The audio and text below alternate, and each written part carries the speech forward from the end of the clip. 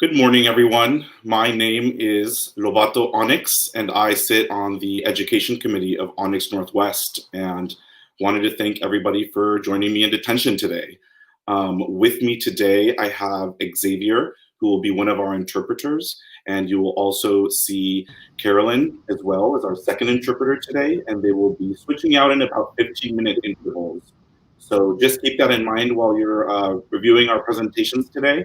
You'll see them switching out every 15 minutes. But yes, thank you so much for being here. For those of you who have not been to one of our events before, this is Detention. This is the second installment of a 4 table talk series that we are doing virtually over the course of the next couple months. Last month, we launched our Detention educational series with a conversation and a presentation on the history of BIPOC in leather. And today we are going to be talking about leather fashion, leather iconography, and leather uniforms, and what that looks like in our community and our scene. So to share a little bit about what that framework is going to look like, during the first part of our presentation today, we are going to have, during the first part of our event today, we're going to be having a presentation on the history of leather and fashion and where a lot of the iconography that we have today comes from. After that, we're going to go into a short break when we'll share a little bit of operational stuff around what we're doing and some other upcoming events that we're going to be doing with ONYX. And then during the second half, we're going to be having a number of our brothers and panelists coming in to have a conversation about uniforms and leather. So we're really hoping you can be with us for the entirety of the program.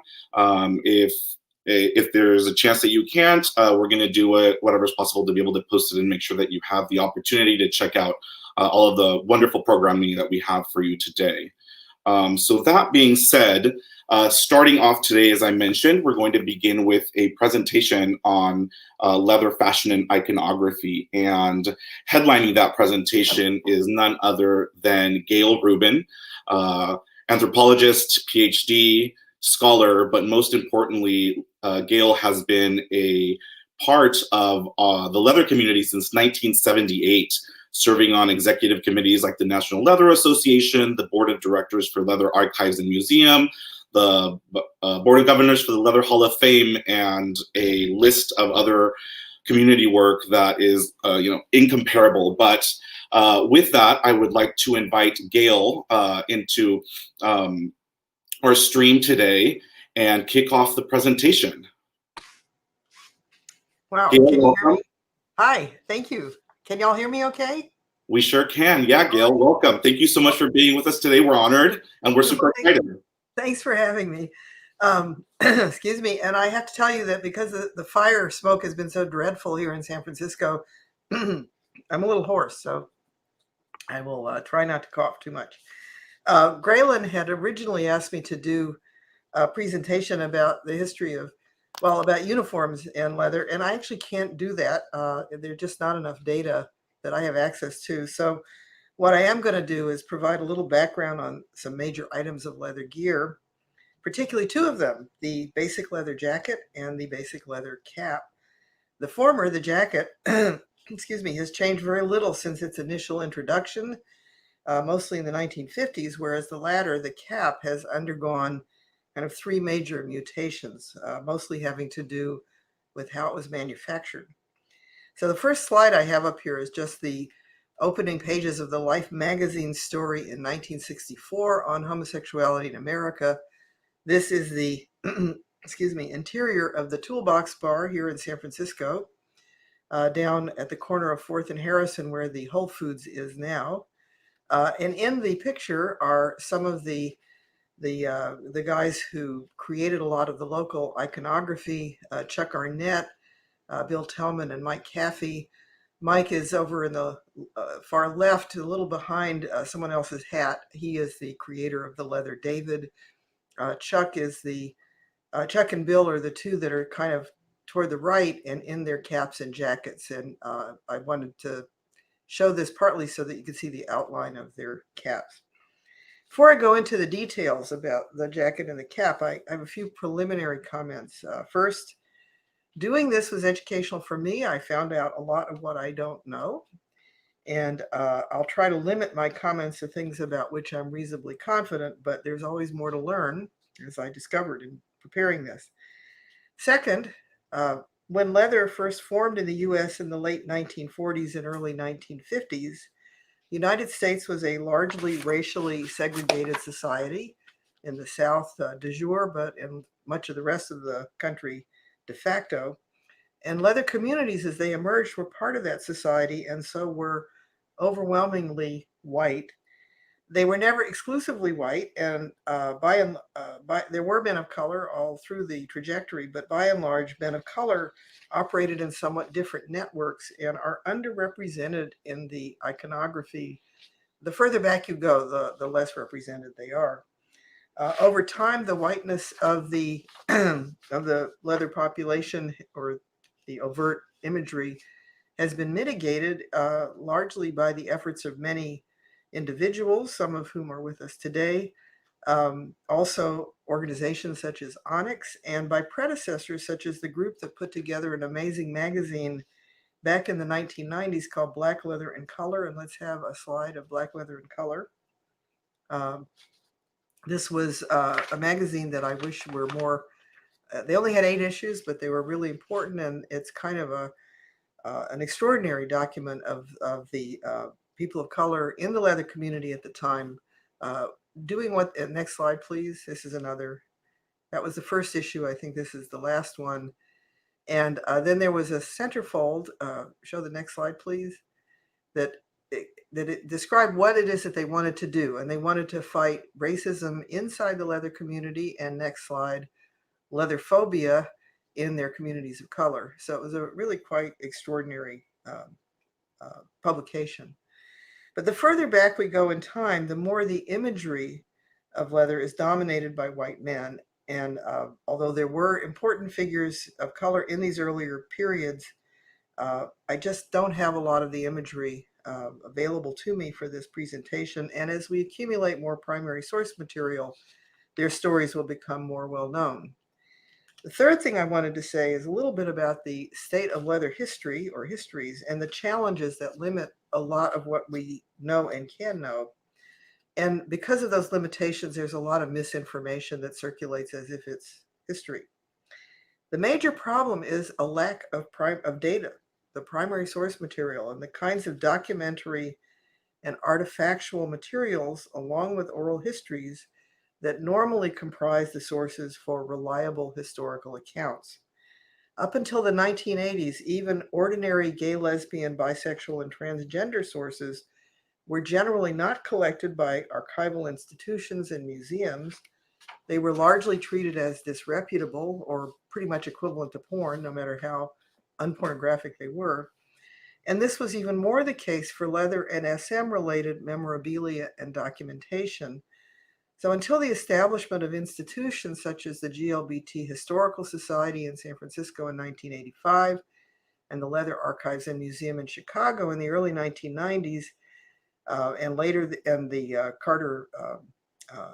Johnson Carter Museum, Carter Johnson Museum, sorry, I'm having a brain freeze, library, this kind of material simply wasn't systematically collected, preserved, and available for research. All of those institutions have accumulated a huge amount of wonderful material.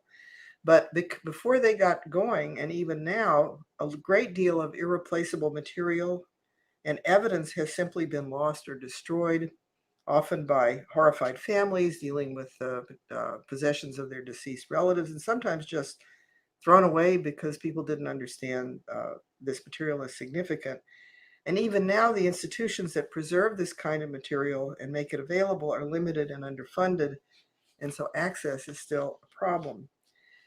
And when there's a scarcity of real data, stories fill the gaps. And a lot of what people think is leather history is simply untrue, oversimplified, or based on limited samples, that is, the experience of individuals or small groups of people.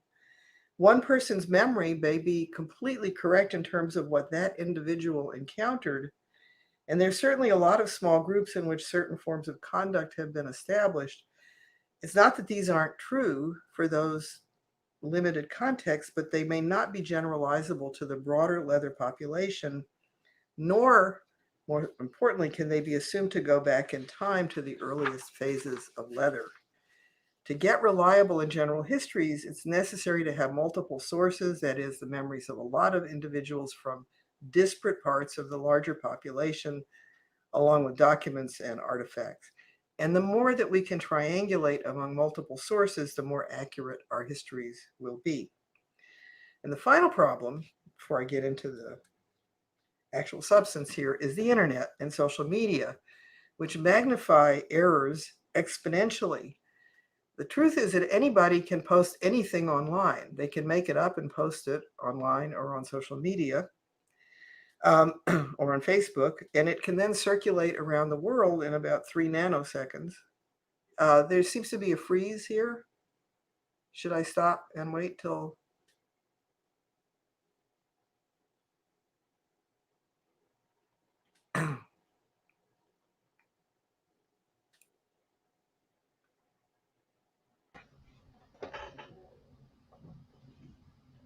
Okay, and I'm not ready for this slide yet. Could you go back just a tad?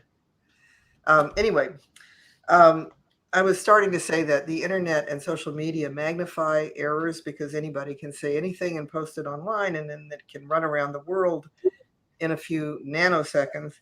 And the more something, no matter how erroneous it is repeated or reposted or recirculated, the more it can become a kind of received wisdom, something that everybody knows or think they know.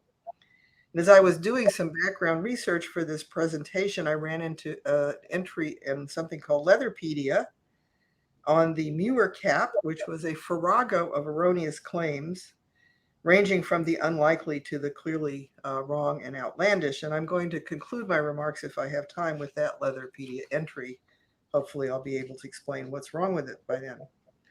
So I'm going to be challenging a couple of common stories today. And the first is that leather culture came primarily out of the military and was begun primarily by veterans returning from World War II, whose experiences in the military were the most influential source shaping leather culture.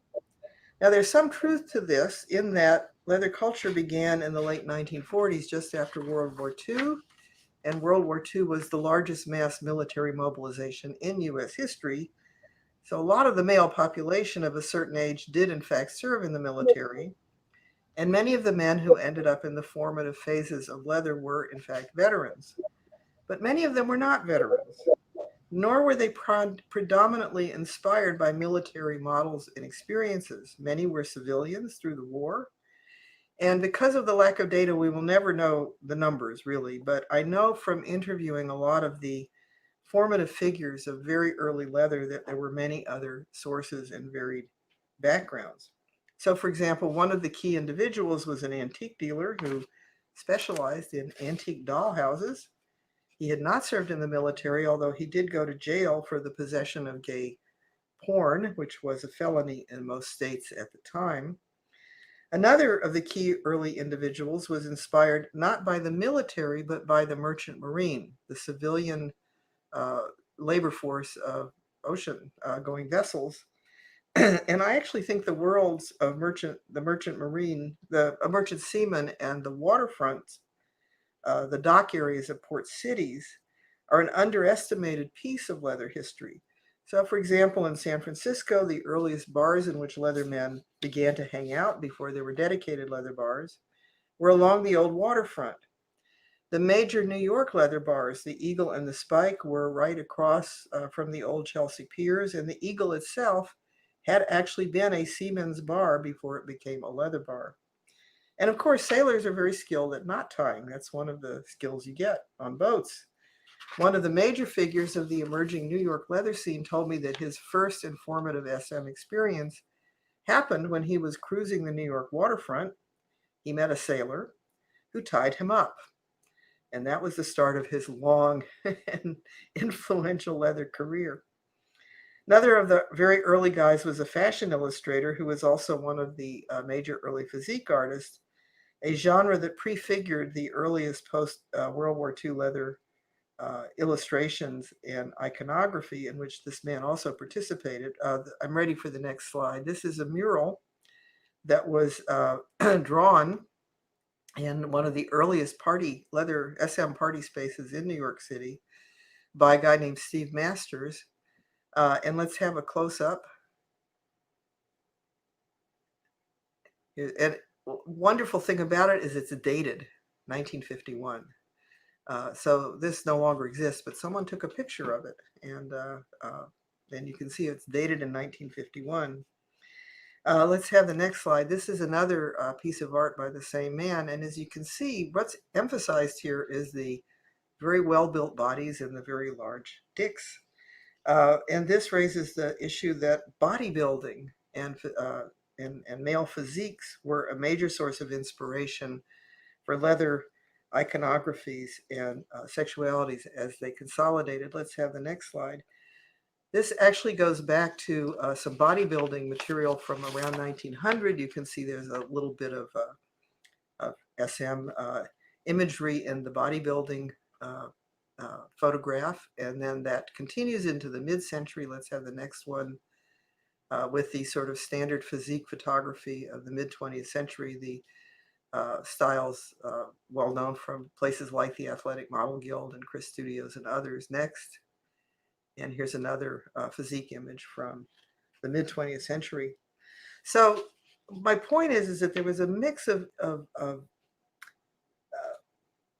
constituencies and styles that really fed into early leather iconography that included bikers, motorcycle riders, the military was one of many, merchant seamen, bodybuilders. These were all part of the repertoire, along with subgenres such as cowboys and others. The common denominator of all of this World War II emerging leather style, as it consolidated, was masculinity, especially working class masculinities. So the next thing I wanted to address is what leather is or was as it emerged as a specific subculture, roughly early 1950s. For some people, leather is indistinguishable from SM and kink, or at least from fetishism, but early leather emerged as an amalgamation of several different themes and groups of gay men for whom somewhat different aspects were important. The first was gay masculinity. The mid-20th century, the stereotype of male homosexuality was that it was effeminate. It was all about effeminacy. But there were butch gay guys, many of them interested in other butch gay guys, and leather was a manifestation of this kind of masculine homosexuality. Second, leather was the place for gay bikers, men who rode motorcycles or wanted to ride motorcycles or wanted to ride on the back of other men's motorcycles. Bikers were central to the formation of gay leather. And some of these gay bikers formed gay motorcycle clubs, somewhat modeled on the straight motorcycle clubs of the era. The first, as many of you know, was the Satyrs, formed in Los Angeles in 1954, but there were many others that followed. And as one of my own mentors explained to me as I was first researching leather culture, he took me aside and he said, essentially, young lady, what you have to understand is that the motorcycle was the symbol of homosexual masculinity. One of those moments I will never forget. Third, there was kinky sex, and this ranged from men who had specific fetishes, such as boots, or who fetishized a certain look, to those men who had a serious interest in sadomasochism, or SM, what is now called, what is now called BDSM, although that acronym is a relatively recent invention.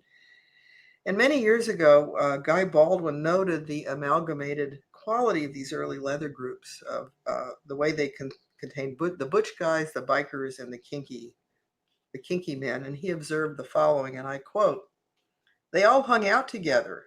The bike clubs and the bars where they hung out became the magnets of their day, which attracted those gay men who were interested in the masculine end of the gay spectrum.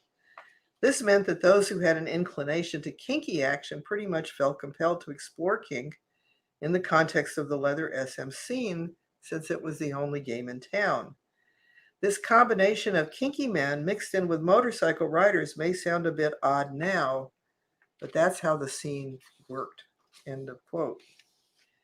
And it was this specific combination, united in the iconography of bikes and biker gear, that distinguished these leather communities from earlier ways in which similar desires and sexualities were organized. So, for example, we have examples of gay men eroticizing masculinity, of gay SM and fetishism well before there was something called gay leather. So first I wanted to read you quickly from a book originally published around 1900, Psychopathia Sexualis by Krafft Ebing. It was published in Australia. And Krafft Ebing has a case here. I call him Bootman. With respect to himself, the man asserted that when he was 4 years old, he dreamed of handsome jockeys wearing shining boots. He never dreamed of women when he grew older. His nightly pollutions, meaning his masturbatory ejaculations, were induced by boot dreams. From his 4th year, he had a peculiar partiality for men wearing shining boots. They only excited his interest, but with the development of his sexual functions, the sight of them caused powerful erections. It was only servants' boots that affected him. He had sexually colored, even the thought of, he had sexually colored ideas such as being his servant's servant and drawing off his boots. The idea of being stepped on by him or having to blacken his boots was most pleasing. So that was Bootman in Austria around 1900. And this fellow kind of seems familiar in a lot of ways. I always think of that Tom of Finland drawing of the guy in the sort of on the floor in a forest of boots when I read that case study. But there was no organized community in which this man could hang out and find other booted men to dominate him and have him blacken their boots.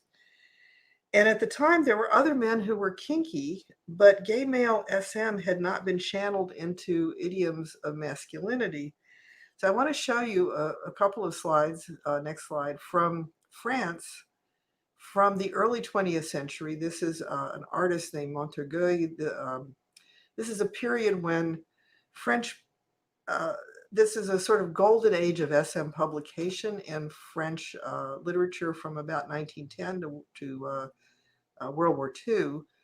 And there were a number of illustrators who did the drawings for these books. And this is one named Montorgueil. And you can see that there are a couple of guys here. This does not look like anything recognizable as leather. There's some effeminacy. There's a suit. There's this funny little mask. Next slide. Here they are again. I'm sorry, this one is too small, but again, it's definitely gay male. It's definitely kinky, but it is not, and there's some boots, but this is not exactly what we think of as standard leather style as it emerged later. And the last one of those, please. And here's the last one. There they are in the dungeon. And again, this is, there's some shiny boots, but these are not exactly the masculine style. It's an interesting mix of images. These are kinky and gay, but they're a world away from what we think of as leather. So after World War II, first in the US and then in many other places, several different well-established repertoires of gay male desire and conduct coalesced into this emerging framework of leather, and particularly around the symbols and gear associated with motorcycles and bikers. And it was bike culture, more than the military, that was the key to the formation of what we now call leather culture and leather symbolism. Let's see, let's have the next slide. Let me try to remember what slides I have. Okay, this is the first leather bar in San Francisco, the Why Not. The man is wearing a typical biker jacket, and the cap, note the cap, there's a white brim or not a dark brim. It probably has the Harley wings attached. It's probably a cloth cap, and it looks very different than some of the caps that would have been worn later. This is from about 1961, 62. Next slide. This is Frank Olson, one of the founders and key figures in New York leather for many, many years. And this is his cap, which we'll see again later from a different angle. It's definitely a Harley or Harley style cap. It's cloth, and there are a lot of pins on it. Next. This is Don Morrison, Frank's lover. You can see, again, he's on his bike, but also check out his cap. This is, again, the earliest style of the caps that were favored by the emerging leather population. Next slide. Let's see where we are here. That's Don on his bike. Next slide. Okay, we can sit here with the toolbox for a while. Oh no, actually, I wanted to show this is the first leather bar south of Market, the toolbox, where the Whole Foods is now. But the way people knew that a leather bar was popular was the motorcycles parked alongside of it. Let's have the next slide. This is the 4th Street side of the toolbox back in the early 1960s. And let's have the next slide. This is around the corner, the Harrison Street side of the toolbox. Again, you can see the bikes lined up. And a little bit later, next slide, we have the Ramrod in San Francisco. And the next slide, look at the bikes in front of the Ramrod. That's how, and in this postcard, you can see at the far end, the furthest left, you can see a guy with a white overlay with a flaming W on the back. He's a warlock. That was one of the main early San Francisco gay motorcycle clubs. Okay, let's see, where am I? Let's see what's the next slide. Oh, the Satyrs. This is the Satyrs, the oldest gay motorcycle club in the country. One of the posters of their key event, the Badger Flat Run. Next slide. The California Motor Club from oh, no, go back one. That's the CMC, or the California Motor Club. They had their famous CMC Carnival. That was their signature event. And next slide, we have an image of the Warlocks, the Blazing Saddlebags run. But actually, their key event was something called the Witches' Christmas. And we'll get back to them. And the next slide, please. This is, I believe, the Rainbow Motorcycle Club some years later. And I wanted to show this because there's clearly at least one black man in this picture. Next slide, please. Okay, we're going to sit with Marlon Brando for a while. This is Marlon Brando in the 1954 film The Wild One. And he is wearing a typical leather jacket known as the Shot Perfecto. And he's wearing a cap probably made by Harley. And as you can see, it's not all black, and it's probably cloth. Next slide is James Dean, also in a leather jacket. Now, Dean was a bike rider, and there are a lot of pictures of him in leather jackets, but it is not the case that he ever wore a leather jacket in a movie, unlike Marlon Brando. His most famous movie was Rebel Without a Cause, in which he wore a red windbreaker, which was key to the plot. And it was the bad boys in the movie, the bullies, a fellow named Buzz and his friends, who wore the leather jackets. It was not James Dean. Brando, on the other hand, did wear a leather jacket, and it was made by the Shot Company in New York City. It was called the Perfecto. Let's have the next slide. This is basically it's a drawing of a kind of idealized typical leather jacket, such as the Perfecto. And there are a number of features here. You can see the zippered sleeves, you can see the zippered pockets, you can see the belted waist, and the offset zipper. And there's a reason for that offset zipper, which I will get to in a moment. One of the things I learned some things as I was preparing for this presentation. I had always believed a certain story about the invention of this motorcycle jacket. The Shot Company in New York, the ones who made the Perfecto, claimed to have invented it. And I had always kind of bought into that story. But I had heard that there was this company up in Portland called Langlet's, who also claimed to have invented the biker jacket. Their version is called the Columbia. Can we have the next slide? I don't know if I have the Columbia here, but let's check. Yes, that's actually, I think, a Perfecto. Might be a Columbia. Let's have the next slide. Okay, this is the Perfecto in the Wild One with Marlon Brando. Let's see the next slide. You can see the Perfecto label there by Schott down in the lower left-hand corner. Next slide. Okay, Langlet's. Here we are at Langlet's Leathers. So anyway, I had heard that Langlet's also had claimed to have invented this biker jacket. So I decided to look into this a little more carefully and see if I could sort out their claims, their competing claims. And what I learned is that probably neither of them invented the biker jacket. I also learned that if you really want to know about biker jackets or any number of other things, the people who have all the details are the collectors.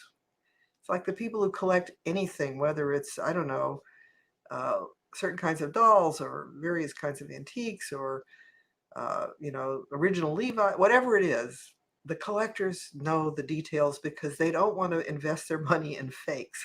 So they tend to know everything.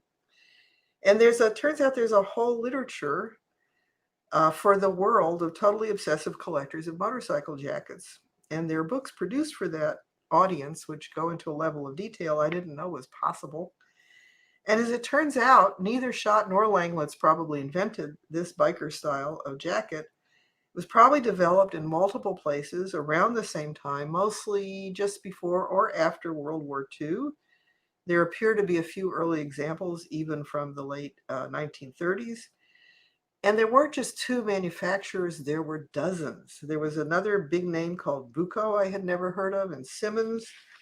There were several producers in Los Angeles alone, and one in Oakland, California, and a couple in Massachusetts. And since I'm not a jacket collector, as I was reading about this, I didn't kind of keep track of them all, but it was a lesson in not buying into the mythologies that various companies and individuals have promoted about their own places in history. Let's go through the Langlet's a little bit. Let's see the Columbia. This is from their catalog now. I got a current catalog, and you can see again, it's pretty much the same design, the zippered sleeves, the offset zipper, the belted waist. All of these are features to cut wind down. Let's see, do I have another Langlet's? Let's go one more. That's a Langlet's Columbia. One more. That's Langlet's himself on his bike. My guess is that because Marlon Brando wore the Schott Perfecto and the Wild One and made it very popular, and because Schott was a mass producer, they probably sold boatloads of Perfectos. My impression is that Langlet's is more of a custom shop and sold made-to-order jackets and hence fewer of them. So I think that's why the Perfecto got to be considered, besides Schott's own sort of self-promoting story, got to be considered the kind of iconic jacket. But actually, it wasn't just Schott and Langlet's. As I said, there were dozens of companies, including Harley Davidson, which sold similar jackets, and another motorcycle company, Indian, had their jackets. And I found out that even Sears Roebuck had a version, although I think theirs was a knockoff and they didn't originate it. Let's see what's next on my slides here. Yes, this is Harley Davidson. This is a Harley label down in the lower corner there. And what's next? This is the Simmons company, which I had never heard of.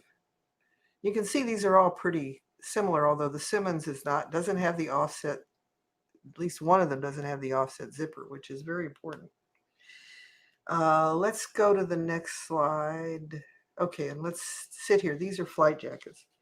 Now, many people assume that biker gear came out of the military, but that's not quite correct. If you think about it, military uniforms are fabric. There's actually very little leather in military gear if you're not counting belts and shoes and some other like holsters and shoulder belts and stuff. Mostly accessories, though. The exception, however, is the flight jacket. Bikers and pilots had similar problems, particularly in the early days of flying when cockpits were open and unheated and wind was a major challenge. So leather jackets became quite common for pilots, and this is a sample of a few of those. Even in World War I, the pilots were wearing leather jackets. And this continued into World War II, even though the cockpits were sealed. I don't think they were heated. Let's see the next slide. This is a bunch of pilots in their leather flight jackets. Zippers were a problem because zippers would let in wind, so the flight jackets were often made with an extra leather panel behind the zipper to cut the wind. And biker jackets built on these designs but had some innovations, and one was the offset zipper, which reduced wind intrusion by expanding the panel behind the zipper quite dramatically. And so all of these other features, I've already mentioned the zippered sleeves and the belted waist and the offset zipper, these all were there to reduce the wind. Another issue for bikers was another purpose of biker gear was avoiding what bikers call road rash, which is what happens if you have a crash. Leather jackets were protective in crashes, which were a common hazard. So were leather pants and chaps, which were eventually adopted into the gay leather sartorial repertoire, but such full leather was more common in the 1970s than it had been in the 1960s. For example, the earlier leather uniform in the bars tended to be pretty much what Marlon Brando was wearing in The Wild One, that is, a jacket, a Harley cap, a wide leather belt, jeans, a t-shirt, usually a white t-shirt, and boots. Now, another thing that bikers did was they studded their jackets and their overlays and their kidney belts. And the studding served several purposes. First, studs reflected light and made bikers easier to see in the dark. And of course, they were decorative, so people started to use them to do various kinds of decoration. They could be used, for example, to identify the individual or their club. But studs also gave additional protection against road rash. They would protect you even more than just your plain leather jacket. So elaborate studding became more common in leather dress in the gay leather community in the 1970s, when there was a kind of efflorescence of studding, including some lavishly studded codpieces. Can we have the next slide? It should be the, oh, keep going. Yes, here we are. This is for men at the first Ringgold Alley or Up Your Alley Fair in 1985. The man on the far right is Mike McNamee, the founder of Stomper's Boot Store here in San Francisco, inspired by the Stomper's Boot Store and Leather Art Gallery in New York. But you can see the guy next to him, the studding is quite dramatic. Now, I'm not really going to go into boots. That's an enormous topic and would take an entire session, but boots, of course, are a little overdetermined in leather. First of all, they're a fetish, and they are a symbol of masculinity, you know, as was it Merle Haggard saying, saying boots are still a sign of manly footwear. But also boots were really considered de rigueur among serious motorcycle riders, because riding a bike in something like sneakers was an invitation to injury.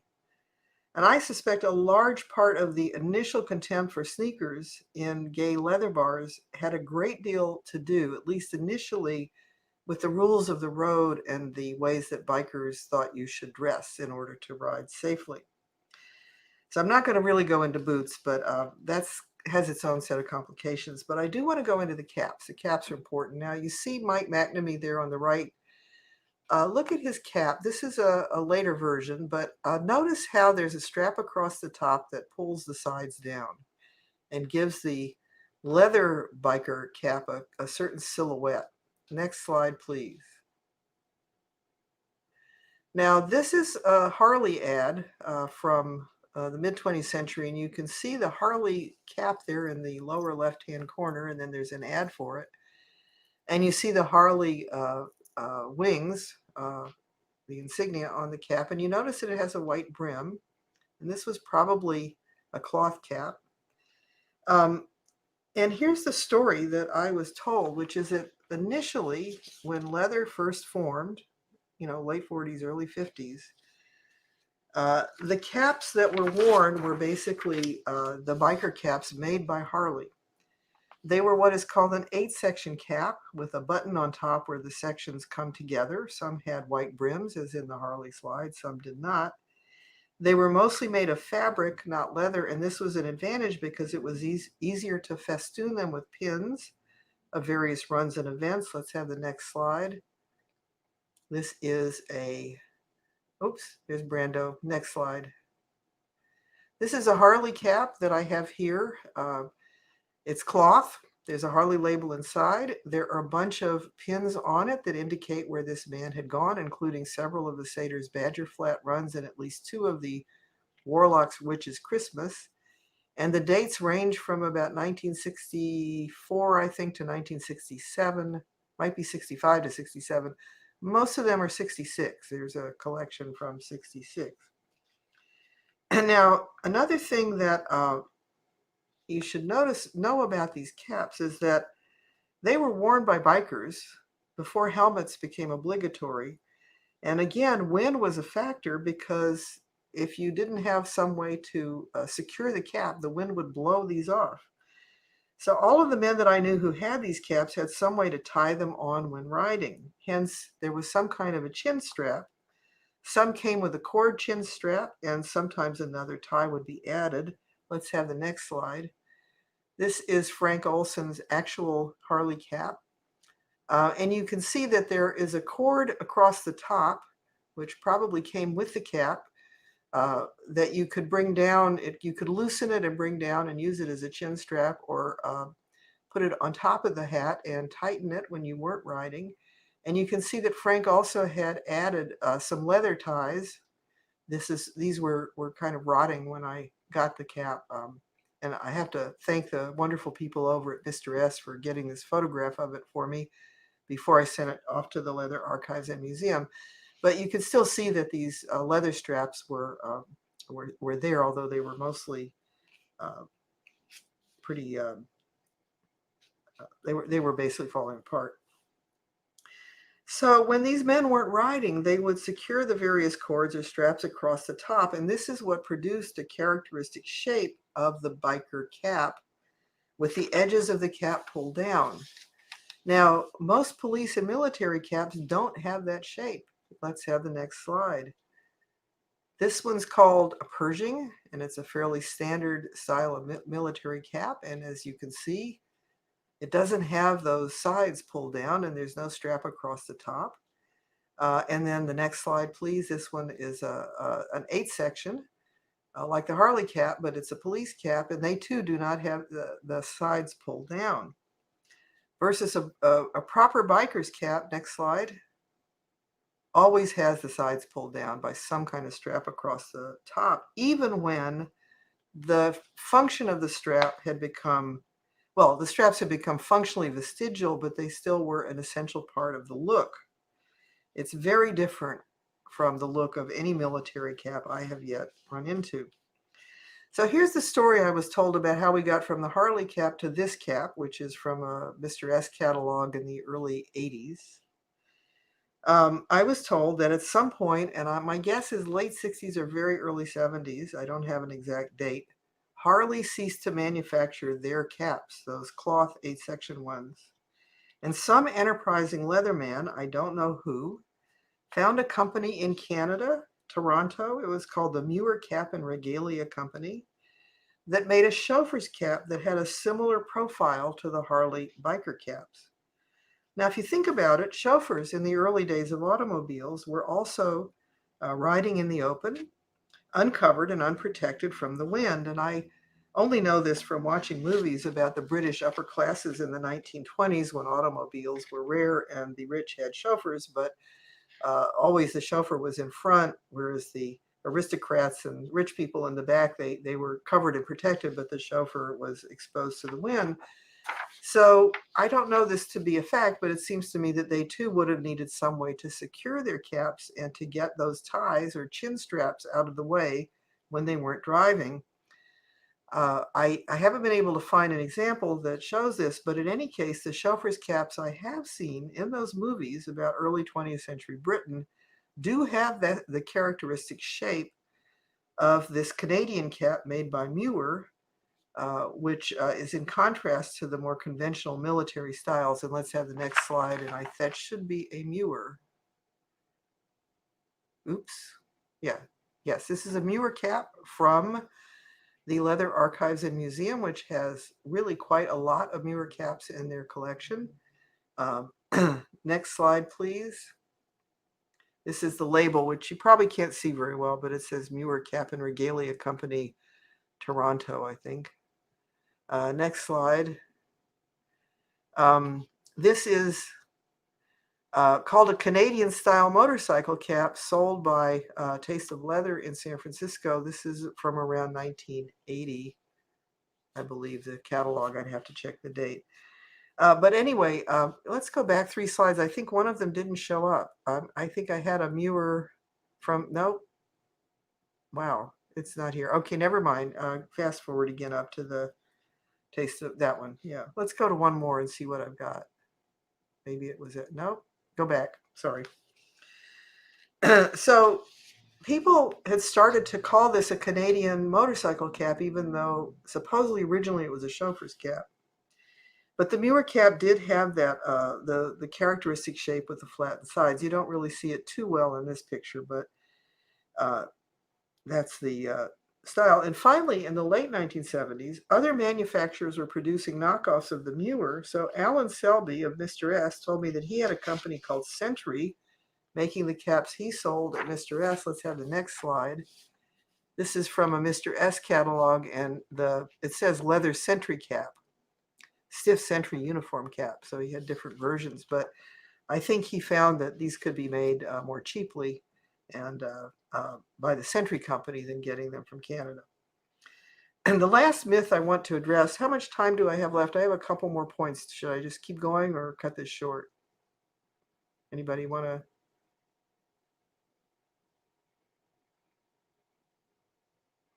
Keep going. Okay, I've been told to keep going. I follow orders.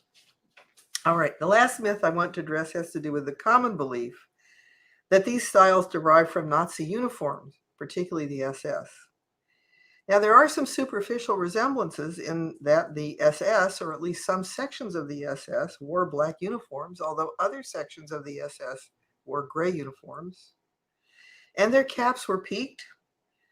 But as is the case with motorcycle jackets, there is a world of collectors of Nazi memorabilia and military in general, and those people are just as anal retentive about the details as any other group of obsessive collectors, and they would never mistake biker gear for Nazi accoutrement or Nazi gear for biker attire.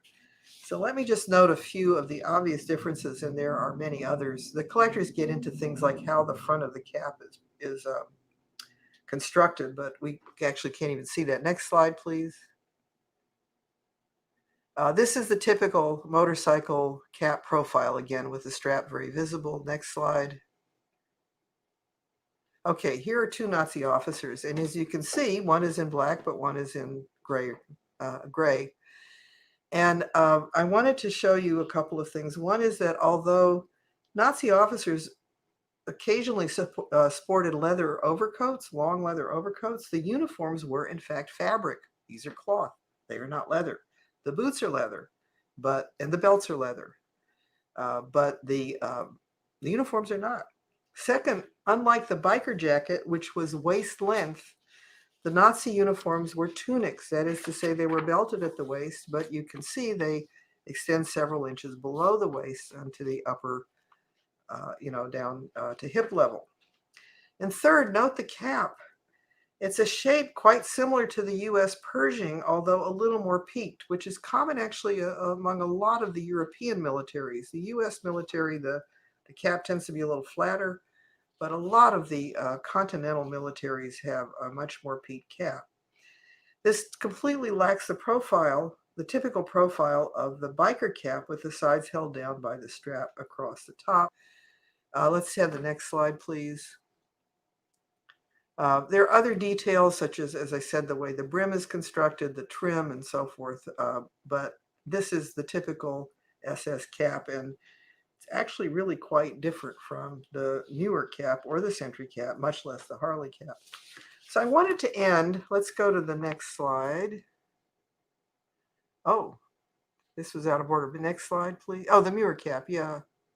Or the Harley cap. What's next on my slides? You can leave that one up while I finish here. This was an advertisement from Forbes magazine, by the way. I just thought it was quite amusing.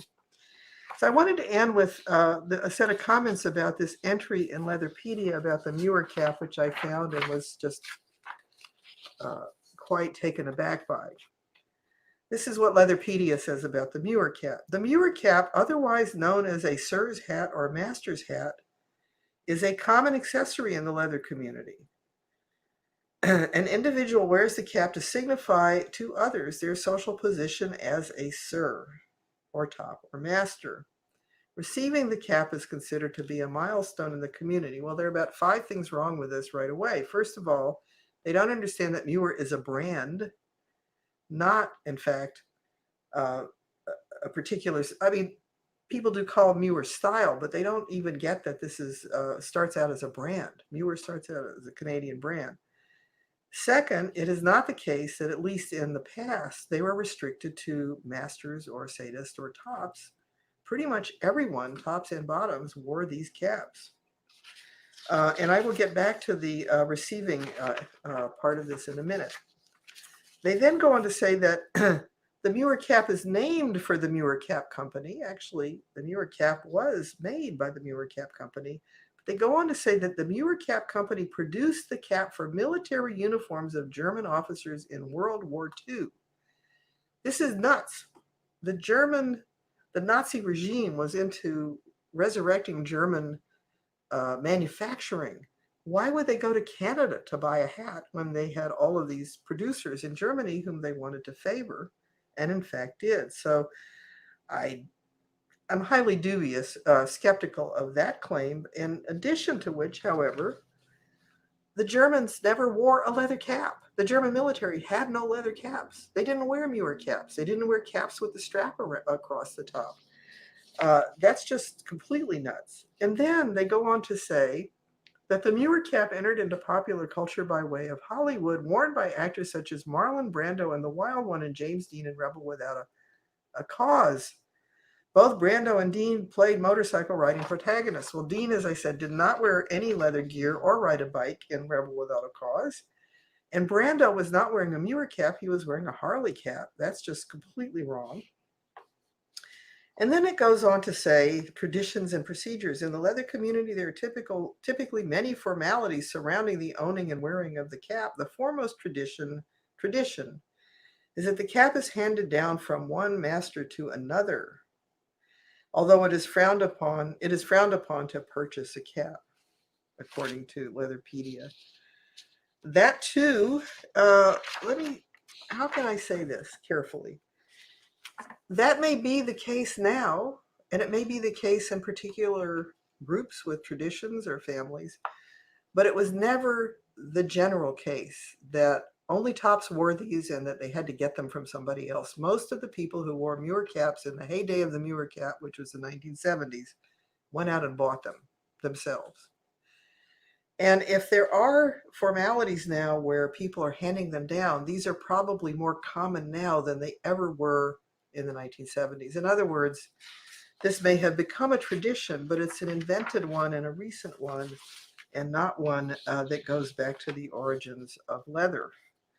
To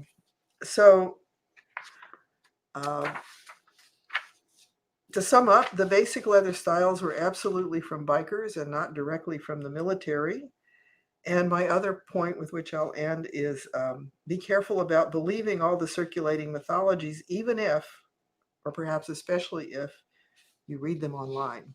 So thank you for your patience. And I don't know if there's a procedure for me answering any questions or even time for that, but if anyone wants to ask me anything, and if there's time, I'm happy to respond.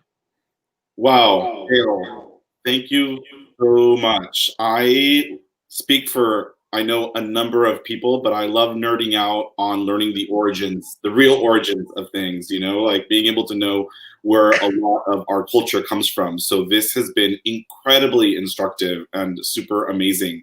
Thank you so much. We will not be taking questions today because we do have a pretty tight program.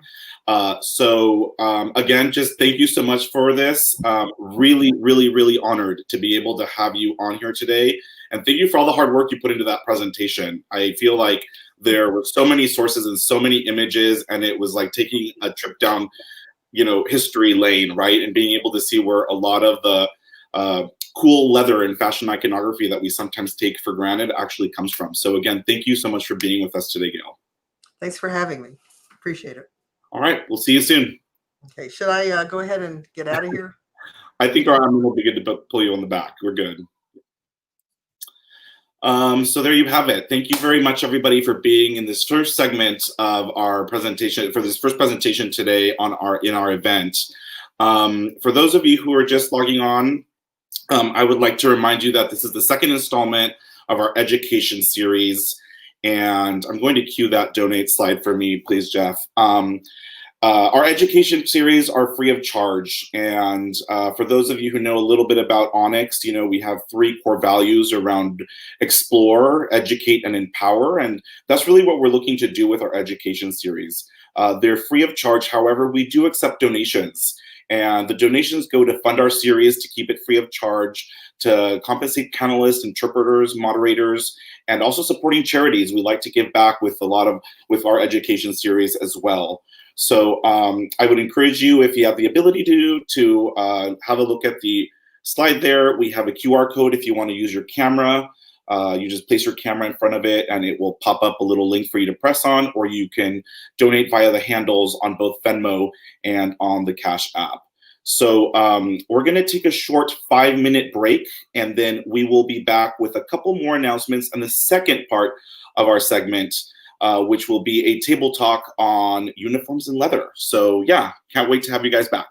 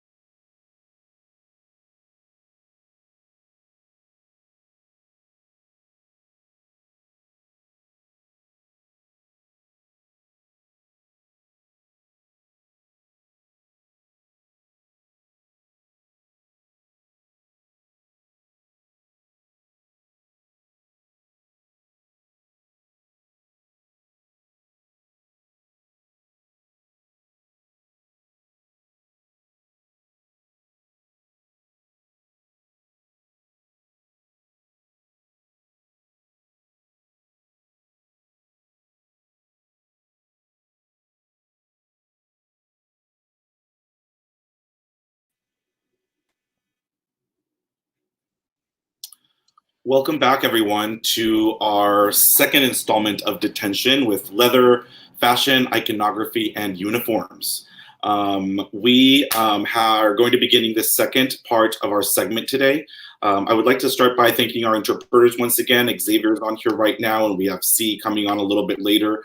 You'll notice them switching out in about 15-minute intervals, so keep an eye out for them. But yeah, so moving into the second part of our event today, a table talk around leather and the use of uniforms in the leather scene. I would like to start by introducing our panelists for the day and then our moderator. So in alphabetical order, starting off, I would like to introduce, starting off with some of the Onyx family here, Beacon ONYX, coming on first into our table talk today. So welcome, brother. Hey, how's it going? Good, good, good. All right. Then we have joining us today as well, one of our Seattle brothers, Corso ONYX, coming online to the StreamYard. Hi there. Happy to be here. Next up, we're going to call in Mac ONYX, coming in from our San Francisco chapter. Hey, hey. And last but not least, coming in is Yito, joining us today from the San Francisco Leather Lounge. Thank you so much for being with us today, Yito. And then moderating our panel today, we have our very own pledge master, Perry Clark, Okodee ONYX, coming online. So, hey, Perry, great to have you on. Thank you for having us. All right. And then from here on, I'm just going to pass this on to Perry. Thank you. So, welcome, gentlemen, and welcome, everybody. So I'd just like to start this by taking a moment of silence to honor our ancestors, those who have passed on and those who are currently passing, before we go deeper into this discussion. All right?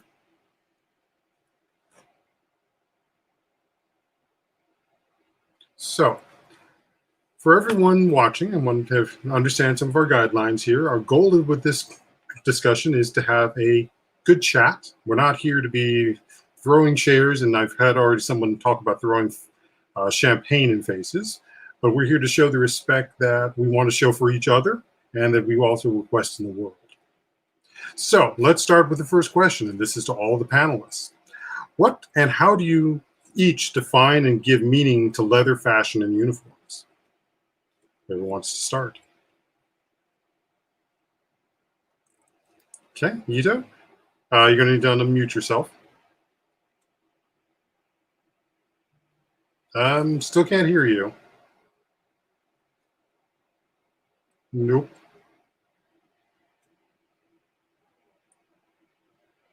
Nope, still can't hear you. So why don't you work on that, and let's go with one of the others who's willing to start while we sort this out.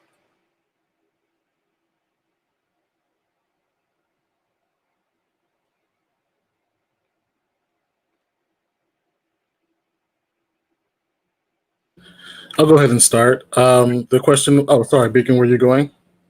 Go right ahead. Okay. The question was, how do we define leather uniforms, fashion? For me, I consider myself just a general kinkster. And so for me, a uniform fetish is just another way to achieve one of my kinks. And I also think they look good. I mean, it really comes down to something that simple for me. And that's that. Yeah, that's it. All right. Beacon, why don't we have you next, and then Corso, and then we'll come back to Yito. Yeah, sure. I really do not identify as a uniform fetishist. I think, like Mac, I more so just consider myself just a general kinky fucker, I guess. It's not, for me, my fetish and my kink interests are not necessarily rooted in leather or rooted in uniform. I think that for a lot of us, first getting involved in the leather or kink or fetish community, leather is kind of seen as the entry point, just because it is the most accessible, going to leather bars, that sort of thing. And so, my first entry into the broader community was in leather bars with, seeing men and other folks in uniforms. It wasn't necessarily anything that I was attracted to. Just generally, it's just like, okay, they're over there. That's cool. They're going to do their thing. I'm going to do my thing. I can appreciate why folks do enjoy it and do fetishize it. It's just, personally not my thing. My interests just are in other areas. So. Thank you. Corso? So for me, I do identify as a Leatherman. However, uniforms aren't necessarily the main aspect of my kink or fetish, but I think my definition of uniforms really started from the women's community at the IMSL uniform party, where really any kind of uniform goes. Anything from, I guess, synchronized swimming uniforms to a baseball team, to a basketball team, football team, any kind of team uniform went, not just what a lot of people consider to be uniforms today. All right. So let's see. Yito, is your audio working now? You're still muted at the moment. Nope, still can't hear you. You might want to try disconnecting your earbuds. They might still be having an issue there. So we're going to come back to you, and we're going to go ahead and move on with one of the other topics, which follows this. So why has the uniforms issue become a topic we're here to discuss in Leather and Kinks? And I'm going to direct this into Beacon. Back on July 10th, there was a post that stated, the nation seems to be having more conversations about historical figures, statues, and symbols that are rooted in oppression of BIPOC folks. Why is it so difficult to have that conversation within the leather community, specifically about leather uniforms based off police and military uniforms? Yeah, I mean, obviously we're seeing a lot more folks within the community and obviously outside of the community engage in topics around police brutality and also, historical systemic racism in the country. And I think that there are, just as there have been Black folks having those conversations outside the general eye for decades, for centuries, certain people are just realizing that those conversations have been happening. I think also in the leather community, I know myself, I have been having conversations about uniforms and specifically about police fetish for years, pretty much ever since I joined the community. So I think that the conversation has been happening to smaller, more smaller group conversations, but obviously we're in a point where we're having a broader conversation right now. I think that's, I don't know if you want me to answer my own question that I posed on the Facebook post or not, or if you just want me to leave it there for now. But well, I think the next question sort of feeds into that is, do you feel that the goal for posting the quote has been accomplished? Sorry, say that again? Do you feel that the goal for posting that quote has been accomplished?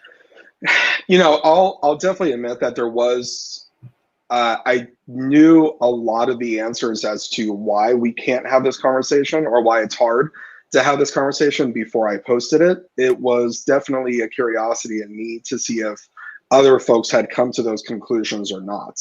I think that, obviously we're here today, so we are engaging in the conversation.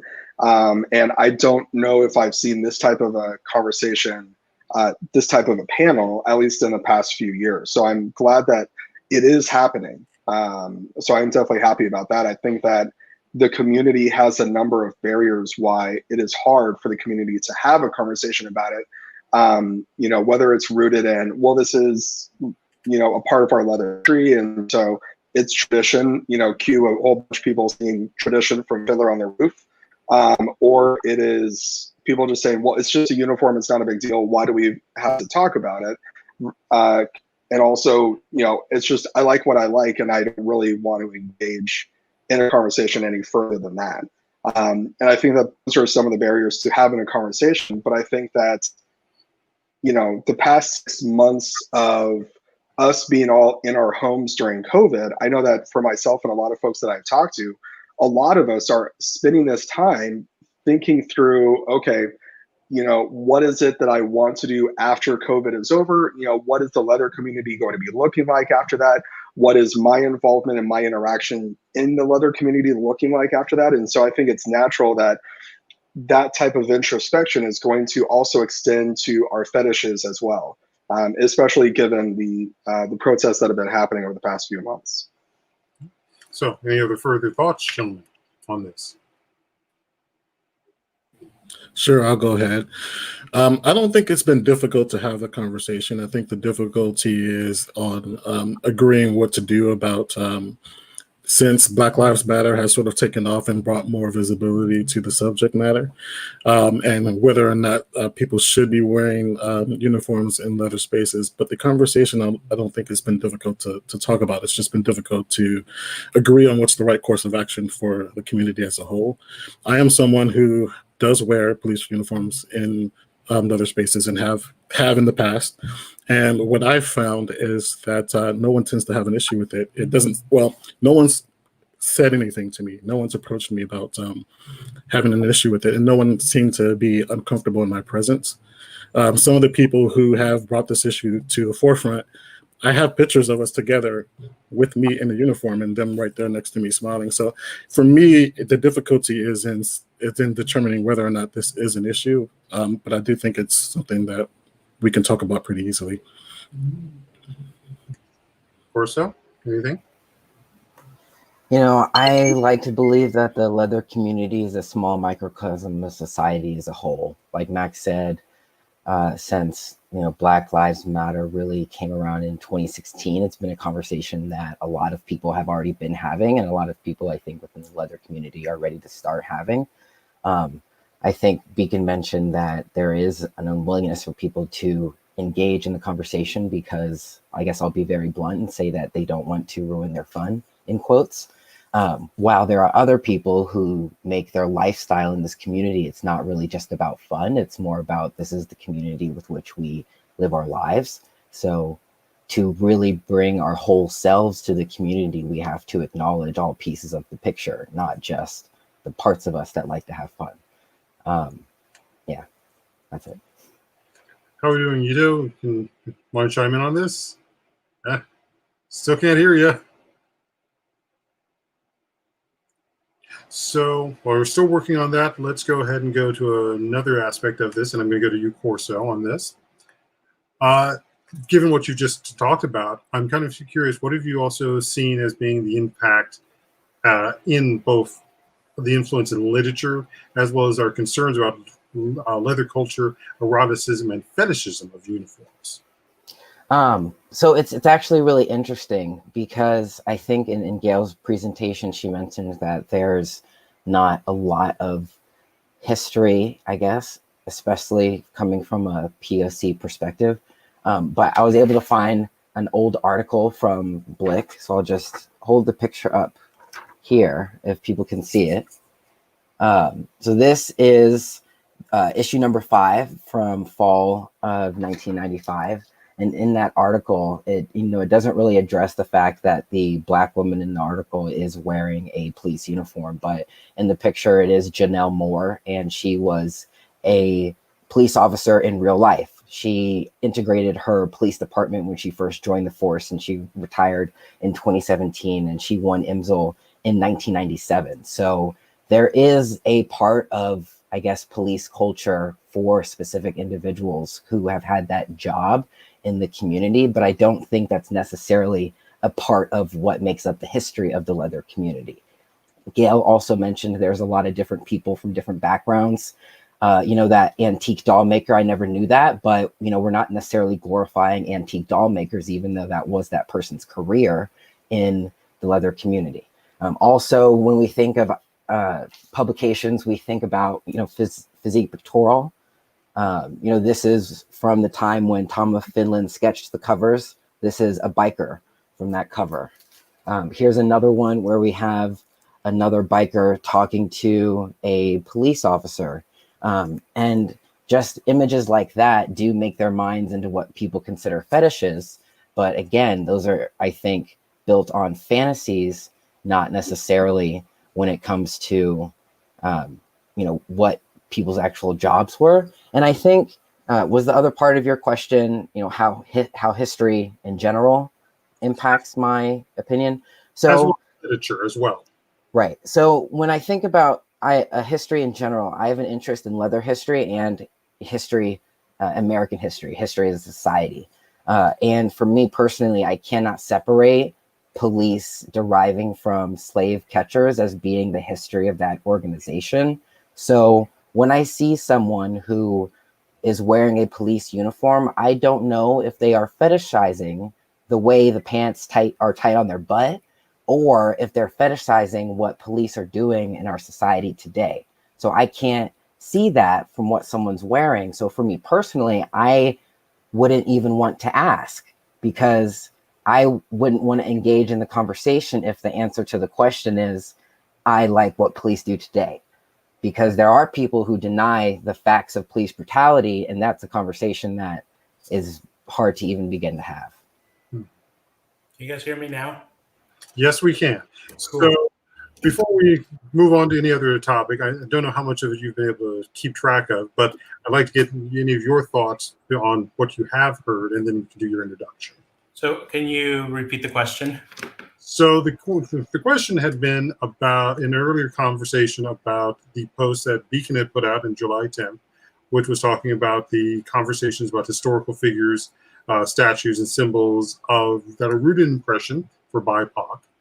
And we had the response from Beacon on that, as we led into Corso talking about the elements that have shown up in history, leather, culture, as well as the impact that it's had.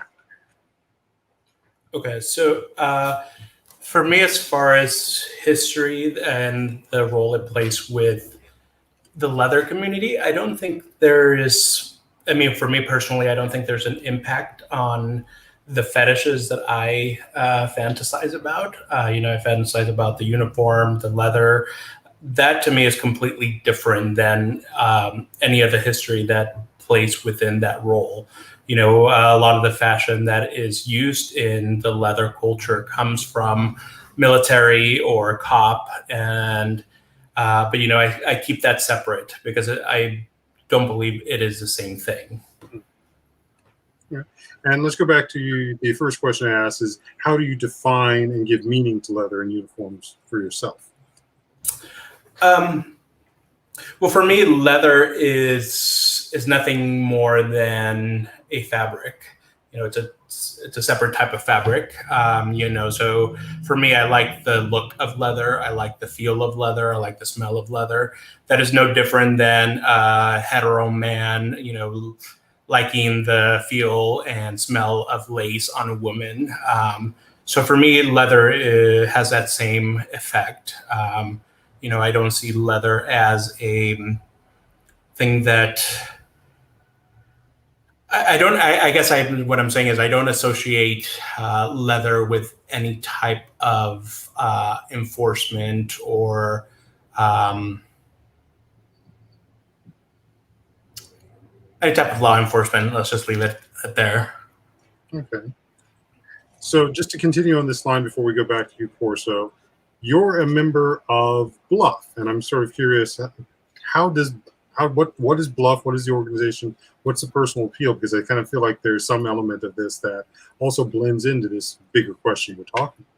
Yeah, so I am a part of Bluff. I like that there is a group of guys that, wear the full uniform and have that same desire of leather and the look, the aesthetic. For me, it's a community.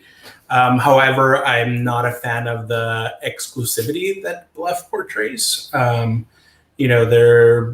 seen Bluff not let people into bars because they're not in full gear, and I'm not a part of that. Again, I'm still part of the club, but I'm trying to just stay a little way away from that. But I'm still a member because it keeps me connected to my community. Any other thoughts, gentlemen?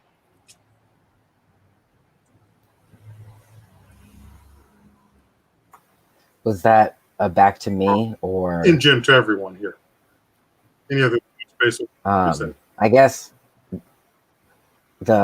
not necessarily based on what Yito said. I will agree. It is unfortunate that there is that exclusivity because, you know, people new to the community just won't have leather, right? People who are trying to explore, they, you know, because it's really hard for them to have access or even know what to get.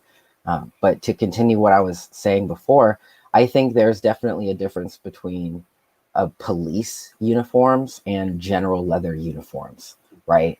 Like general uniforms, like Yito mentioned, that's the kind of the leather gear that people are wearing on a regular basis. That's different than, you know, I guess the actual uniforms trying to be styled after what police officers wear today. So the conversation, I think, is not necessarily about uniforms in leather in my mind. It's about police uniforms, military uniforms, and what their place is in the greater uniform community and the uniform fetish in our public spaces. That's it. Anyone else want to chime in? Sure. I would take that what you just said, Corso, and I would agree with it. My perspective is very similar to yours in that regard. However, some of the conversations that I've had with people in this do not make a differentiation between leather police-ish uniforms versus actual authentic police uniforms. And so I think there are people out there who would include sort of the traditional sort of leather uniform as part of the issue. And I think it is important that we clarify when we state our positions, which side of that coin we are, because I think we are affecting this topic affects a lot more people if we're talking about leather uniforms specifically versus just wearing the police gear. Anyone else?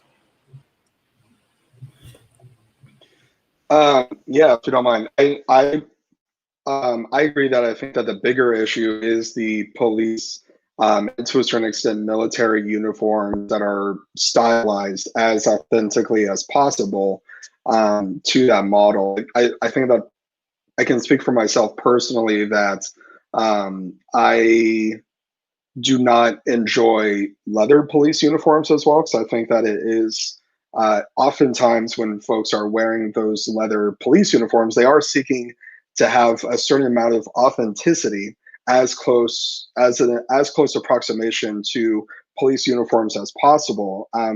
Or you've got this situation where I don't know if this is like life imitating art, leather imitating police, but you know, in Chicago, one of the leather stores in Chicago, and yes, it was just the single leather worker, what have you, that was making I think jackets for the mounted police over there. So there is, I think that a lot of folks that have the leather police uniforms do acknowledge that there are some police that have leather as a part of their uniforms as well. So I don't think that it's as far disconnected from the actual police uniform that a lot of folks are experiencing. I think that, you know, for me, when it comes to just a general leather uniform, and I have a leather shirt that is, you know, stylized in the uniform style, it's not something that I wear typically very often.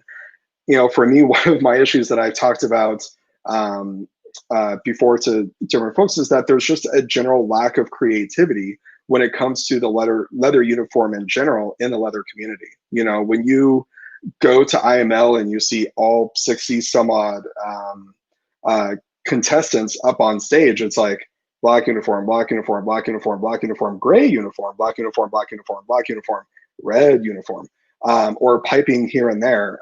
You know, one of my favorite times seeing contestants on stage was when there was a pony, like a pony fetishist competing on stage, like in a pony head and everything. It was like, that's awesome. That's great to see that kind of creativity and to see that kind of difference. And when we talk about different types of uniforms, like, you know, this is somewhat in jest, but like, why aren't we seeing postal worker uniform fetishists, right? If the uniform part is the fetish, like, why aren't we seeing postal worker uniforms? Why aren't we seeing dog catcher uniforms? Why aren't we seeing like national park uniform fetishists, right? I think that so often the fetish of uniforms is so specifically tied to police and military. It's like, you know, I think that it's hard to separate the police fetish from the uniform fetish because uniform fetishists so rarely separate the two themselves.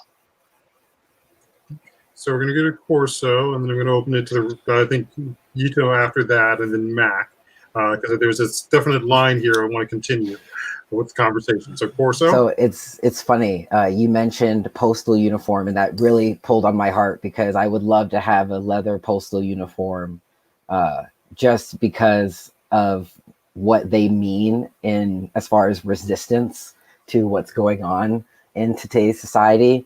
And also I'm reminded of the scene in The Good Place where he wears the leather uniform. I don't know if you guys have seen it, but you can look it up.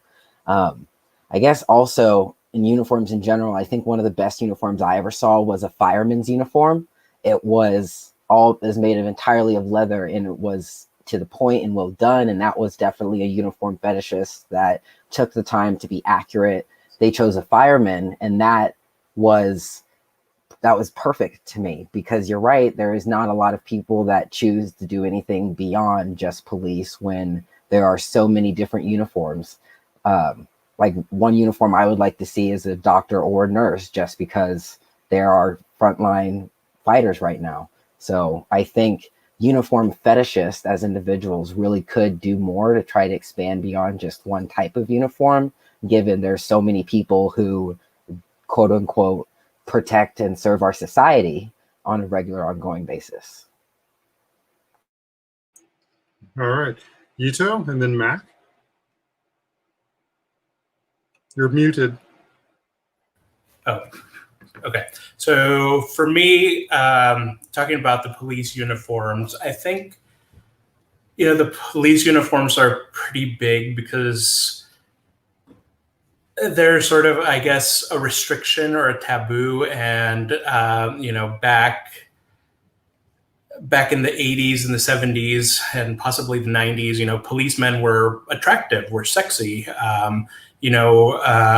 Military guys are usually, it's also the sex appeal of, they're attractive, they're sexy. And, typically for me, I've never actually seen any a postal worker or FedEx guys that are attractive. So, I think that's where the disconnect goes into that uniform. And that's why we see a lot of cops. And I think it's also, the taboo that they're kind of an authority figure versus, a postal worker. And then, also where I see the disconnect is, if you see a police officer uniform, it's really not how police dress. It's, police dress in hideous polyester. And, me as a fashion background, that's what I see. That's sort of, my mentality is, those uniforms are not attractive nowadays. And I think we idolize Tom of Finland art. And, I think that's why it kind of stuck to the police officer and the military guy and the cowboy guy. There wasn't any other type of uniforms included in that. And I think that's what we follow. We're creatures that like to see art, and then we follow that art. Mac? Cool. That's a great question, Beacon. I can only answer for myself, of course. And for me, I choose uniforms that enhance my other kinks as well, right? And so the police uniform allows me to bring my cuffs, right? And so then I can get into restraints and other things with people that are willing to participate with me. Another uniform that I like in that regard is like a jockey, because they carry a riding crop, and that triggers another one of my kinks, right? So whereas the postal worker doesn't have anything that would trigger some of the other things that I get into. So for me, it just comes down to how the police uniform plays into the other things, the activities that I like to get into with the people that are consenting to play with me. All right. So continue on this interesting line of what we're talking about with the uniforms and power, as well as culture.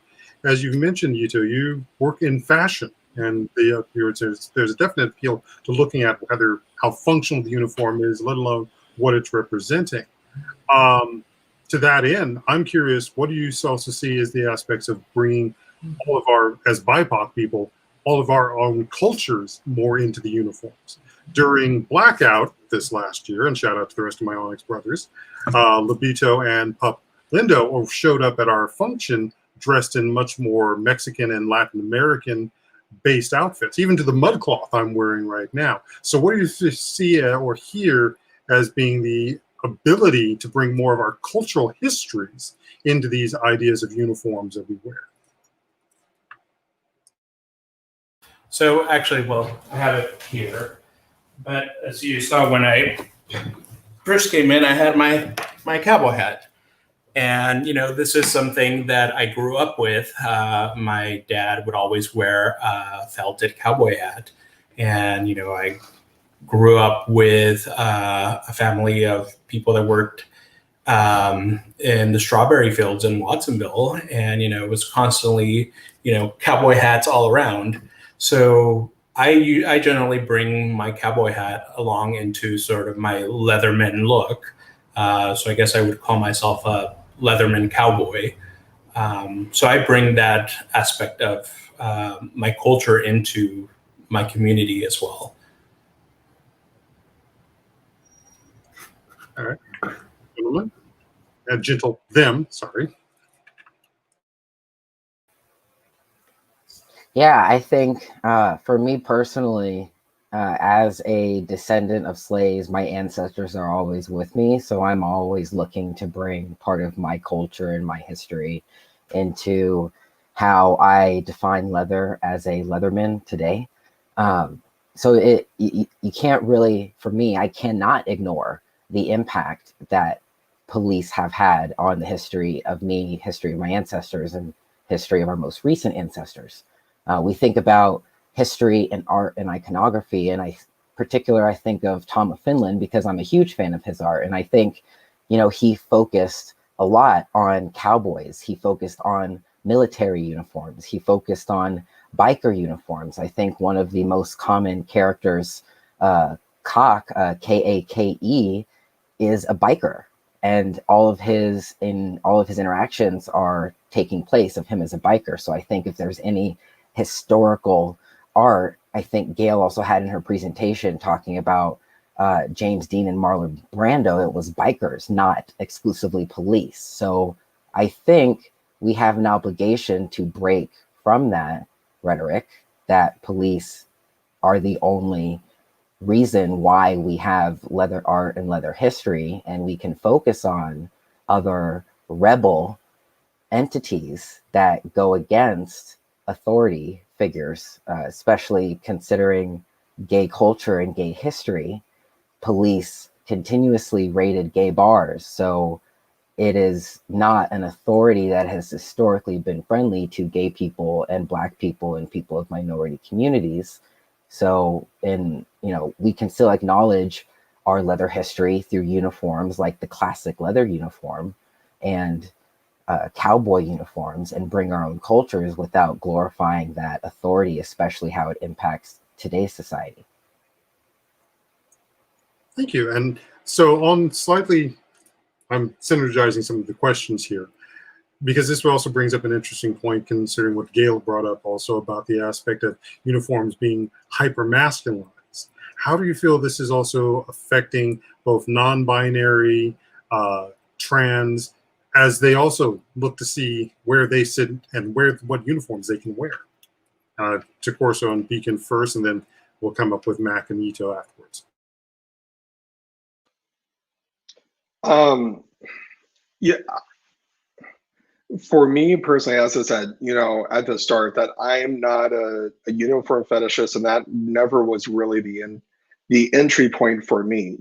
There was, Gayle had some pictures of, what was it? I believe the French artist that had, the person in the suit, the other person on the heels, and someone in their corset and that kind of thing. And I have found, especially over the years of exploring my own interests and my own gender and sexuality, that my interests are definitely not on the far end of the hyper masculine scale, right? they're definitely middle towards, hyper feminine in different ways. And so that's personally what my interests are. But also at the same time, there are, what I also like is contrast and the perception of, you look one way, so you should be doing this other kind of thing, right? I'm very happy that my Twitter feed, so I use Twitter for porn. I'm sure I'm the only one that uses that, right? And I'm very happy that my Twitter feed is a wonderful mixture of gender identity, gender presentation, so on and so forth, whether also sexual orientation diversity as well. And I can be scrolling through pictures and I can see a hyper masculine cis male in whatever kind of thing, and I'm like, daddy. I can be looking at a hyper feminine cis woman and I can be like, daddy. I can see someone that is, non-binary or genderqueer, or just kind of mixing the perception with their own presentation. It's like, daddy. You can see different. I guess I don't personally rely on hypermasculinity as my only source of sexual interest and gratification and arousal. So, that aspect of leather uniforms, that aspect of the leather community is not, I guess I'm not dependent on that, if that makes sense. Corso? I think about today's leather community versus the leather community of the past. And, in the picture that Gayle showed, that was a bunch of white men. And I think today's leather community isn't that. It is full of people that have gender identities of any type under the umbrella. It includes women, it includes gender fluid people, it includes trans people. So for me, I think all of those people will bring what they find sexy to the table. And not all of those people find hyper masculinity sexy. I would say there are people that find hyper masculinity unattractive. So those people are not going to be bringing that to their leather. They will be bringing whatever it is that they want to feel good in to the table. For me personally, I do enjoy wearing the classic leather uniform. I do have a leather shirt that I also wear as a pony player and a handler. The picture that Gayle showed earlier was fantastic. I would, love to have a classic equestrian competition riding uniform in all leather. I think that would be fantastic. That is a classic uniform. That's a person of power. That's a person of immense talent. And they'll have a riding crop, right, that they will know how to use well. So I think it's really up to individuals coming to the table with what they find interesting. And it's up to the people currently in the leather community to be open and welcoming to that, right? People who are already here can't be closed-minded for those things when they see them. They have to welcome and acknowledge them. That's the only way the leather community is going to survive and grow, as the makeup of our country also starts looking different as well. All righty. Mac, Yito, would you like to say anything? Sure. For me, I'm not looking to encourage anyone to do anything other than what they want to do. So the same way that I would like to come into the community and be okay wearing my police uniform as long as I'm minding my business and not hurting anyone, I would offer the same thing to someone else. So however they choose to come to the community and represent leather in a way that represents them, I'm usually with it and I'm down for it. And I don't think it's really any of my business whether or not how they choose to present or what they choose to use. And I don't think that me wearing a uniform precludes them from doing something completely different. They can wear whatever they'd like to wear, and I'm here for it. I'm there for it. Yito? You're muted. So for me, it's very important to be inclusive of everyone. Any type of gear is gear. If you consider it gear, then you're welcome to wear it wherever you want. Which is why I created SF Leather Lounge. It's a space where people can come and join and meet people in the community, and it doesn't matter what gear you wear. because, you know, we as a community are changing. You know, we're not in the 70s, we're not in the 80s. Our community is going to continue to grow, and whatever people fetishize, then, you know, that's what the community is going to look like in the future. So I think creating spaces where everybody's welcome to whatever uniforms, to whatever fetishes they want, and, you know, if they're hyper masculine or not, you know, not everybody's cup of tea. So, you know, as long as we have a place to congregate and, you know, be ourselves, because I think this pandemic has shown us that the bars are important, are an important part of us that we can go to and meet other like people. So otherwise we have nothing. So yeah, that's all I have. Okay, we're going to go to Beacon and then back to Corso, and then we're going to do a topic shift. Beacon? Actually, I'll let Corso go. You know, I'll try to be really quick. I just wanted to say there's something about just opening the door and saying you can come, and about creating a welcoming environment for the people that choose to show up, right? So for me, in my mind, I wonder what I say to the new person of color who shows up to the leather bar. Assuming we weren't in COVID, like COVID aside, assuming we can go to the leather bar, right? What do I say to them if they walk into the bar and they see a glorification of police uniforms? I don't know what to say to that person. Do I just say this is a room of people who don't care about what's on the news or care about how you might feel walking into that space? I'm not sure. Anyone else? Yeah, it's, you know, going to Corso's point, you know, there was a bar in Palm Springs that had a Blue Lives Matter flag hanging in the bar for an awful long time. So when you know, when you're a newbie BIPOC person going to a leather bar for the first time, you see Blue Lives Matter flag hanging up, and then you see a whole bunch of people in police uniforms, whether they be cloth or leather. You're gonna kind of ask some questions, kind of be curious, kind of figure out like what exactly is the vibe here, and also, is this a bar that is going to be welcoming to me? Not just welcoming, but also supportive, uplifting, and all that. And I know that when I walked into this bar in Palm Springs, and this was a couple years ago, they took down the flag at some point.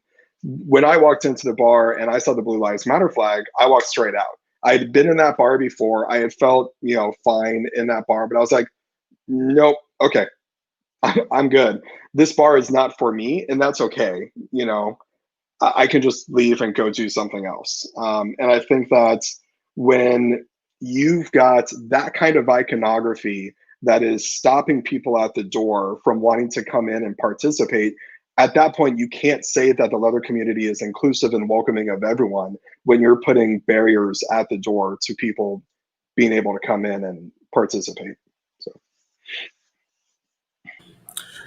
I would like to respond to that as well.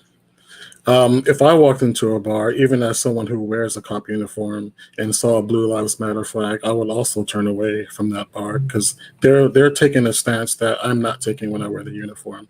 I think to Corso's point, if someone walks into a space and they're new to leather, I think we do have a responsibility to inform them that the leather community is one where we don't assume that what we're seeing someone do represents who they are outside of the space, because these are fetishes and these are kinks, and they're not necessarily how someone thinks in the real world. And it is up to us to educate people when they're coming in the community about that reality. I understand that they may feel uncomfortable, but to say that there's nothing we can say to them, I disagree. We can inform them about how the leather community separates that, what we see outside spaces from what we're doing when we're fetishizing things in the play space. And I understand that not everyone is going to be comfortable with the things that they encounter out in leather space. And I especially want to make sure that Black people and people of color do feel welcome in the leather space to practice, how they want to practice it. But there's something to be said about not coming to the conclusion that what you see is what the person is when they're not in the bar. Yito, do you have anything else you want to add to this? Okay, so I've just been informed we've got an extra 15 minutes. So I think we can get maybe one or two more questions in, and then we're going to start wrapping up. Okay, good for everyone. So along the same lines of what we've just been generating here, I'm also curious, what are your feelings about the younger generations now coming in, as we started talking about uniforms, but not necessarily being as interested, or at least seeking other forms of outfits, let's say puppy play, and the uniform that has. How is that sort of coming up for you guys, or what do you see as being the future as the younger generations come in and have an alternate sense of what a uniform is? Whoever wants to start. I guess oh, sorry, go ahead, Yito. All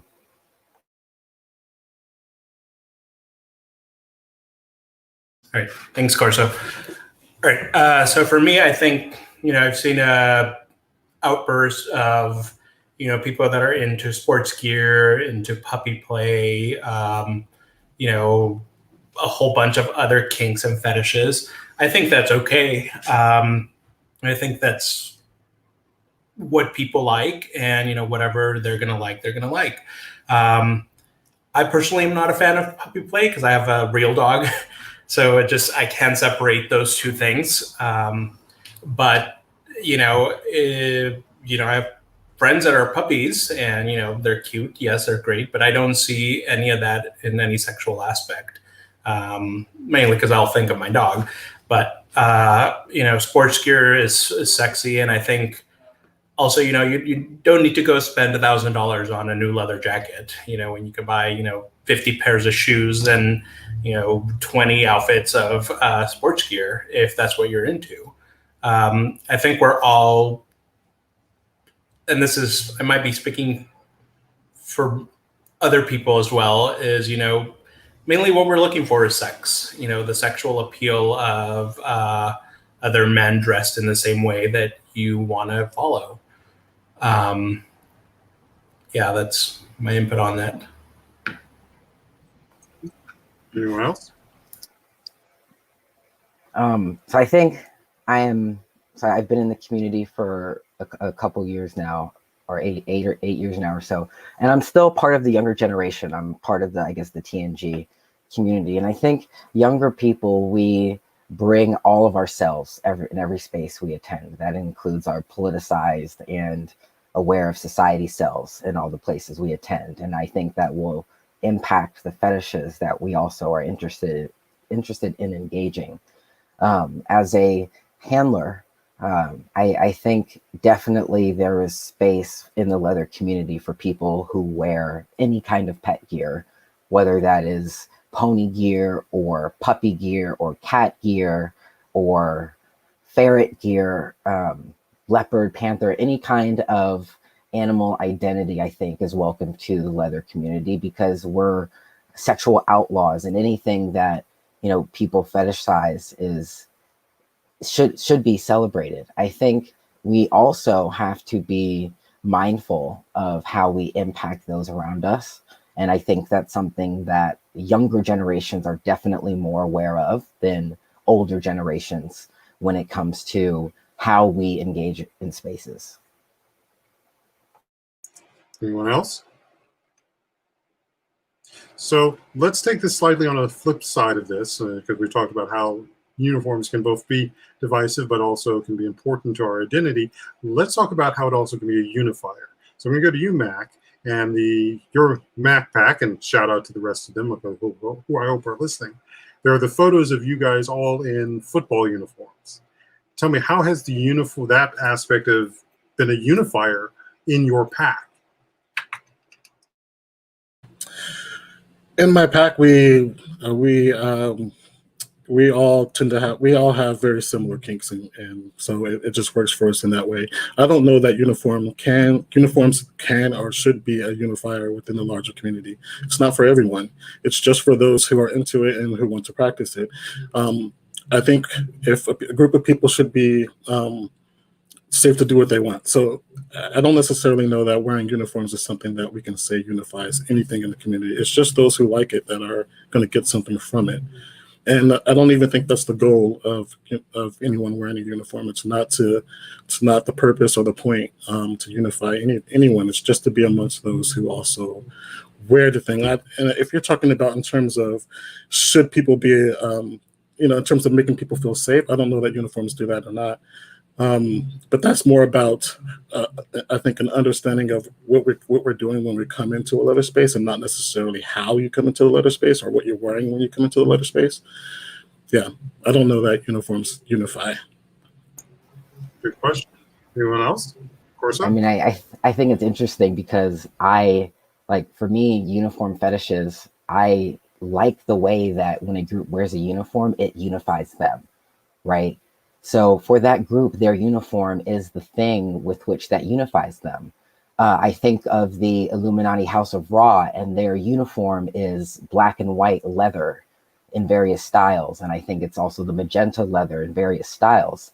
And you can't tell me that they're not in uniform every time they show up and show out on their own, even though it's not a police gear or a military gear or anything like that. So I think the definition of what a uniform is and what a uniform can be grows as the leather community grows, and how people define what that uniform fetish is for themselves.